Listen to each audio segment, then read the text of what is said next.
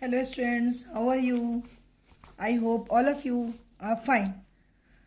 Okay, we were discussing the NCERT question, chapter electrochemistry, question number 3.5, first part done. Now second part.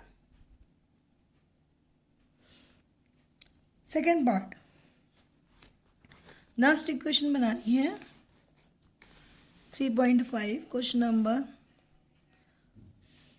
and second part what it says Fe converted into Fe2 plus and H plus converted into H2.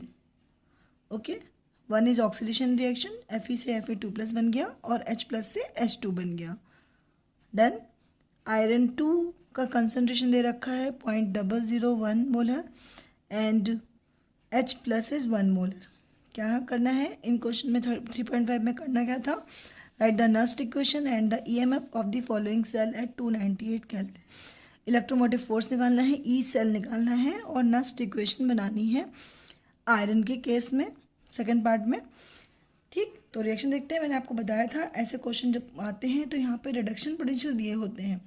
Fe2 plus से Fe में जो conversion होगा तो reduction potential given होंगे तो हम उसके according वो वैल्यू पुट कर लेंगे. यहाँ आपको NCERT बुक में वैल्यू नहीं दे रखी बट क्वेश्चन पेपर में आपको यहाँ पर रिडक्शन पोटेंशियल की वैल्यू दी होती है.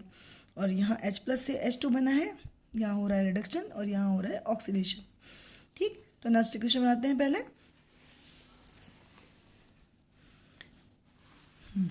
Part number 2.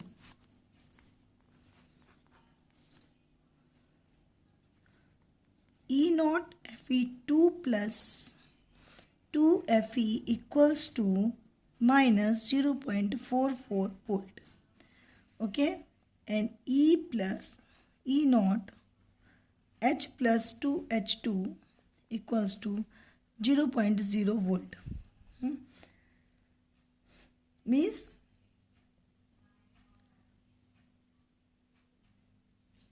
हाइड्रोजन का रिडक्शन पोटेंशियल कितना है? 0 वोल्ट है. ओके, तो नेक्स्ट इक्वेशन बनाने के लिए हमें इक्वेशन बनानी पड़ेगी. तो Fe plus 2H plus it converted into Fe2 plus H2. Okay, तो नेक्स्ट इक्वेशन के लिए क्या होती है? E cell equals to EC minus EA, जिसमें कैथोड और एनोड है.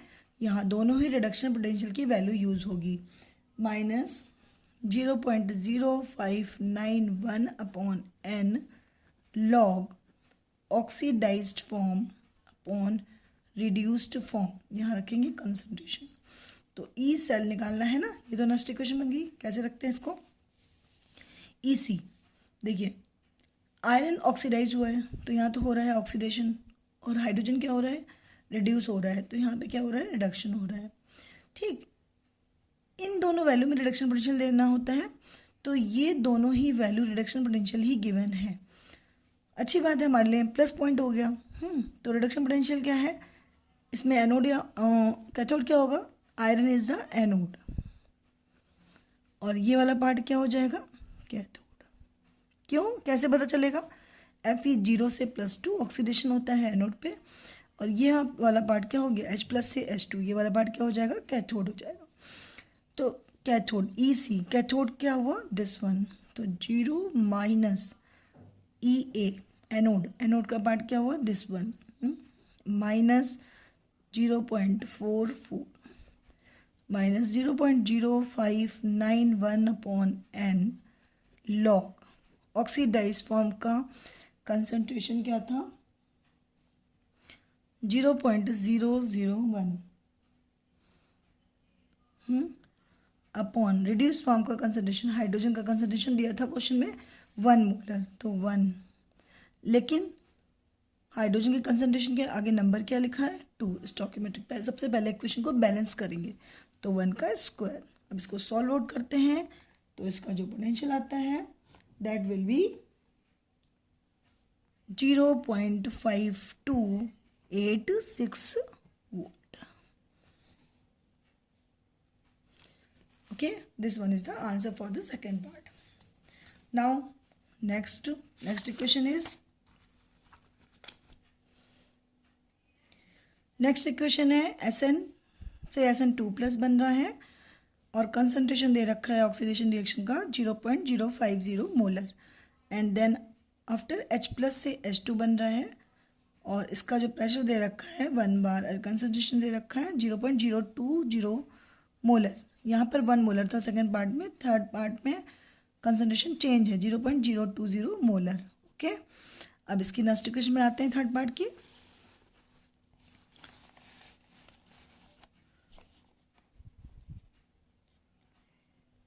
Part number 3. इक्वेशन क्या बन जाएगी? Sn plus 2H plus, it will give Sn 2 plus H2. Okay, Sn2 plus H2.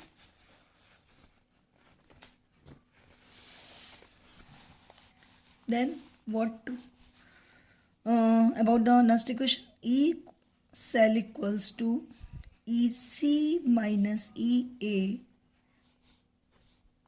minus 0.0591 upon n log oxidized form upon reduced form.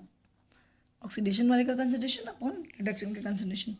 अब देखिए E cell क्या है, EC माइनस EA. मैंने पहले ही बताया आपको कि इसके पोटेंशियल गिवन होते हैं. तो टिन का जो पोटेंशियल होता है दैट इज -0.14. हाइड्रोजन का पोटेंशियल आपको पता होना चाहिए. H+ से H2 जा रहा है, ये क्या बनेगा? कैथोड. और ये क्या बनेगा? एनोड. क्यों बनेगा? एनोड पर ऑक्सीडेशन और कैथोड पर रिडक्शन हो रहा है, जो कि आपको इक्वेशन में दिख रहा है. तो EC तो 0 हो गया. इसका जो पोटेंशियल होता है माइनस 0.14 वोल्ट माइनस 0.0591. कितने इलेक्ट्रॉन का ट्रांसफ़र हो रहा है? Sn चेंज किसी भी एक में देख लो. Sn से Sn2+, 0 से 2+, यानी कि 2 इलेक्ट्रॉन का डिफरेंस आया 2. लॉग कंसंट्रेशन दे रखा है कितना ऑक्सीडाइज्ड फॉर्म का? ऑक्सीडाइज्ड फॉर्म का कंसंट्रेशन दे रखा है 0.05 अपॉन रिड्यूस फॉर्म का कंसंट्रेशन दे रखा है 0.02. बट ध्यान देना बेटा, 2H+ लिखा है, यानी कि जो नंबर होता है बैलेंस वाला स्टोकियोमेट्रिक, उसको स्क्वायर में ले आएंगे, वो नंबर आपका पार में चला जाएगा. तो जब आप इसको सॉल्व आउट करेंगे तो answer is 0.08 volt. Okay, now 3.5 part number 4. Same जैसे हमने अभी किया. यहाँ देखिए आप, what is given? PT Br2 to Br minus, यानी कि 0 से -1, यहाँ रिडक्शन हो गया, और H+ से H2. यहाँ पे दोनों ही गैसेस फॉर्म हैं और दोनों ही क्या हो रही हैं? रिड्यूस फॉर्म दे रखी हैं. Okay, then what about the equation? Concentration दे रखा है 0.010 molar for bromide solution, and for hydrogen concentration is 0.030 molar at 1 bar pressure.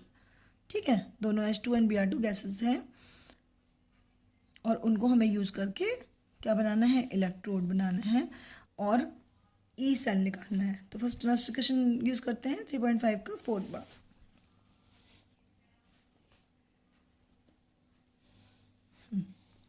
देखिए, तो एक साइड ऑक्सीडेशन होगा, Br- से Br2 बन रहा होगा, क्योंकि यहाँ बुक में दोनों ही रिडक्शन पोटेंशियल दे रखे हैं, इसलिए हमें एक पार्ट को ऑक्सीडेशन पार्ट बनाना ही है. H+ से H2 बनाया, 2H+ कर देंगे, H2 बना लेंगे. दोनों इक्वेशन को जोड़ो. 2Br- plus 2H+, it will give Br2 plus H2. ठीक है, ये ऑक्सीडेशन हुआ है मतलब एनोड हो गया, और दूसरा क्या होगा, कैथोड होगा। ठीक है, नेक्स्ट क्वेश्चन में आते हैं। E cell equals to E C minus E A minus 0.0591 upon N log oxidised form upon reduced form. ठीक है, ई सी हाइड्रोजन का पोटेंशियल, यहाँ अभी भी कैथोड है तो ई सी 0 है। ब्रोमाइड आयन का जो पोटेंशियल होगा वो गिवन होगा बुक में 1.09 माइनस 0.0591 अपॉन एन। एन क्या है, एन इक्वल्स टू 2। क्यों, यहाँ ऑक्सीजन नंबर 0, यहाँ पे कितना हो जाएगा 2 प्लस, यानी कि नंबर ऑफ इलेक्ट्रॉन कितने आ रहे हैं 2। लॉग ऑक्सीडाइज्ड फॉर्म क्या होती है, ऑक्सीडाइज्ड फॉर्म का कंसिडरेशन लेंगे, दैट विल बी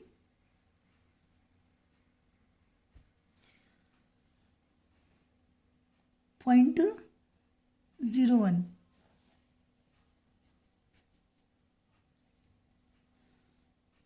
ओके, तो ऑक्सीडाइज जो फॉर्म है ये बी आर माइनस से Br2, then 1/10⁻² square into 3 × 10⁻² square. Okay, then finally if you will calculate, then answer will be minus 1.2982 volt. Okay, E cell is negative. E cell is the negative. This indicate this reaction is not feasible. Okay, E cell को positive ही आना चाहिए किसी भी reaction में, तभी वो reaction feasible होती है। अगर ई सेल माइनस में आता है तो रिएक्शन हमेशा नॉट फिजिबल होती है। या आप ई सेल निकाल तो लोगे, बट माइनस का मतलब, माइनस में आंसर आने का मतलब है कि आपका जो रिएक्शन है वो ये पॉसिबल नहीं है। मतलब जिसको हमने एनोड बनाया है या जिसको हमने कैथोड बनाया है, हाँ, वो अपोजिट होंगे, ये नहीं होंगे जो रिएक्शन गिवन है उसके according. Okay, thank you. This was the question number 3.5 from part number 2 to part number 4. Now we will discuss next question. Next question is 3.6. In the button cells, button cells क्या होते हैं, जो बहुत छोटे cell होते हैं, जो watches वगैरह में लगते हैं, उनको हम बटन सेल बोलते हैं। Widely used in the watches and other devices, and the following reaction takes place. Button cell में कौन सी रिएक्शन होती है, ये देखिए, जिंक और सिल्वर ऑक्साइड लिया गया है। तो ये Zn2+ Ag और OH- में चेंज हो रहा है। Delta G and E0 cell निकालना है, डेल्टा जी निकालना है, गिब्स फ्री एनर्जी का चेंज, और E0 सेल डिटरमाइन करना है। यहाँ पर भी आपको जिंक और सिल्वर का हमेशा रिडक्शन पोटेंशियल गिवन होगा। ओके, तो पहले तो हमें इसके लिए जब भी कभी ऐसा क्वेश्चन आता है तो नेक्स्ट इक्वेशन बनानी पड़ती है, और उसके बाद हम क्या करते हैं, नेक्स्ट इक्वेशन बनाने के बाद E0 सेल निकालते हैं और डेल्टा जी निकालते हैं। तो पहले कोई इक्वेशन गिवन है तो उसके लिए सबसे पहले आपको क्या करना है, नेक्स्ट इक्वेशन बनानी है, फिर E0 सेल निकालना है। E0 सेल निकालने के बाद डेल्टा जी का फार्मूला पुट कर दोगे -NF E0 सेल, तो आपका डेल्टा जी कैलकुलेट होकर आ जाएगा। ओके, तो यहाँ पे जो आपको लग रहा होगा वैल्यूज नहीं गिवन है, एग्जाम में आपको वैल्यूज दी होंगी, ऑक्सीडेशन और रिडक्शन पोटेंशियल की वैल्यू गिवन होगी। ठीक है, तो पहले नेक्स्ट क्वेश्चन बनाते हैं। 3.6 question, Zn+ Ag2O plus water, it will give Zn2+ 2Ag and 2OH-। दिखने में ही लग रहा है सामने, जिंक से Zn2+ बन गया, means this one is the anode. जहाँ पर भी ऑक्सीडेशन होता दिखाई पड़ रहा है वो एनोड है। अब Ag2O, इसमें Ag का ऑक्सीडेशन नंबर निकालेंगे आप तो +1 आएगा, और क्या हो जाएगा, +1 से देखिए Ag में चेंज हुआ, ये हुआ चेंज 0, +1 से 0 मीन्स यहाँ पर जो सिल्वर ऑक्साइड वाला है that takes as a cathode and zinc part as the anode. तो now we will determine the next equation.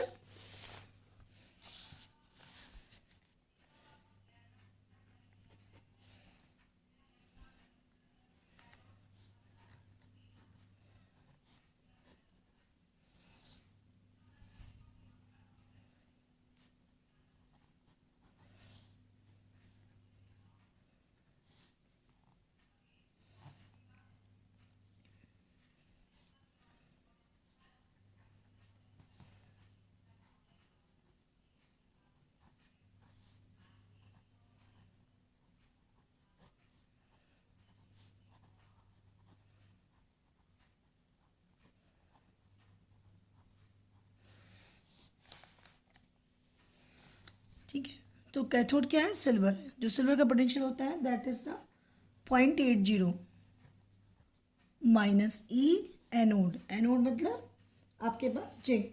Zinc का पोटेंशियल होता है minus 0.76 volt. Minus 0.76 minus 0.0591 upon N. देखो कैसे चेक करेंगे. जिंक से Zn2+ बना, यानी कि हमें क्या करना है, रिएक्शन को बैलेंस करना है. This will give the 2Ag. Because यहाँ पर 2 है तो यहाँ पे भी 2Ag लगाना पड़ेगा. ठीक है, ओके. एन की वैल्यू कितनी है? 2. अब ध्यान दीजिएगा, ऑक्सीडाइज और रिड्यूस फॉर्म पे जिंक मेटल है एंड यहाँ पर भी क्या है? Silver oxide. अगर आप यहाँ पे देखोगे तो Zn भी सॉलिड है और Ag2O भी सॉलिड है. सॉलिड का कंसंट्रेशन हमेशा 1 ही होता है. ठीक है, सिल्वर यहाँ पे भी सॉलिड है, Zn भी सॉलिड है. तो ऑक्सीडाइज और रिड्यूस फॉर्म को देखिए, सॉलिड सॉलिड एंड सॉलिड, तो इनका जो कंसंट्रेशन होगा वो हमेशा क्या हो जाएगा? log 1/1. मीन्स ये वैल्यू तो क्या आ गई? 0. अब आपको यहीं से डिटरमाइन कर लेना है. तो -0 that is the plus 1.56 minus 0, यानी कि आंसर हो गया 1.56 वोल्ट. ये क्या आ गया? ई सेल आ गया. अब डेल्टा जी क्या है? Minus NFE naught cell. E cell कितना आया था? माइनस n कितना है? अभी आपने देखा 2. F कितना है? 96500. हमेशा F की फेराडे की वैल्यू आपको याद होनी चाहिए, 96500. And E naught cell is 1.56. Then final answer will be 301.080 kilo joule per mole.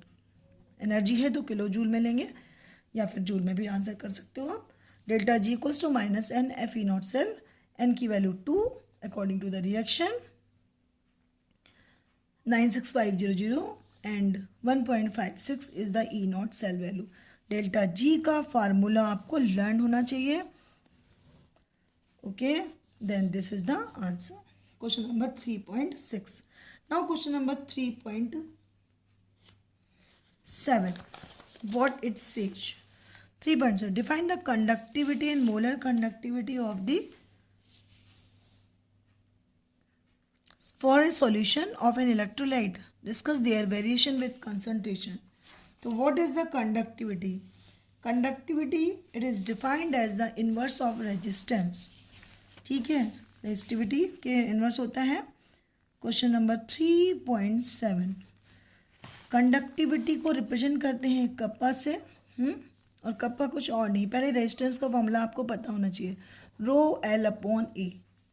This is the formula of resistance. 10th class से आप जानते हो. तो जो कंडक्टिविटी है वो क्या होता है? रो के इन्वर्सली प्रोपोर्शनल होता है. तो इसको हम ये कर सकते हैं, 1/रो. क्या आ जाएगा? 1/R into L/A. Okay, this is the conductivity. इसको हम क्या बोल सकते हैं कि it is the inverse of resistivity. And molar conductivity. Molar conductivity means λm.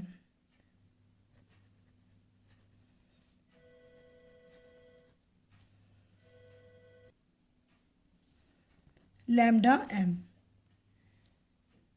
Okay, तो ये क्या है? It is a conducting power of all the ions produced by 1 molar solution of an electrolyte. It is the denoted by lambda m. Lambda m क्या होता है कि जितने भी 1 मोलर कंसंट्रेशन के सॉल्यूशन में आयंस की कंडक्टिंग पावर होती है उसे ही हम मोलर कंडक्टिविटी बोलते हैं। Okay, lambda m equals to kappa into 1000 upon molarity,